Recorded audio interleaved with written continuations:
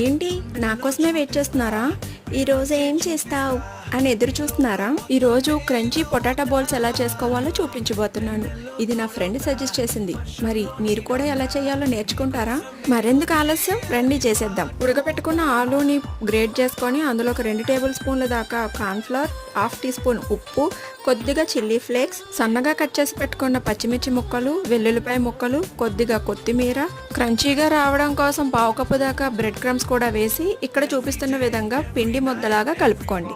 ఉంటే ఇందులోనే కొంచెం చీజ్ కూడా వేసుకొని బాగా కలుపుకున్న తర్వాత మీకు నచ్చిన సైజులోని బాల్స్ లాగా చేసుకొని పక్కన పెట్టుకోండి. ఇవి బాగా హీట్ అయిన ఆయిల్లో మాత్రమే డీప్ ఫ్రై చేసుకోవాలండి, లేకపోతే అడుగంటుకుపోతాయన్న సంగతి గుర్తుపెట్టుకోండి. ఎందుకంటే ఇది పొటాటో కాబట్టి ఖచ్చితంగా అడుగు అంటుకుంటుంది. అడుగు అంటుకోకుండా ఉండాలి అని అంటే ఆయిల్ బాగా హీట్ ఉండాలి. అంతేనండి, crunchy potato balls ready. Simple వంటలంటే సిరి వంటలే. Thank you.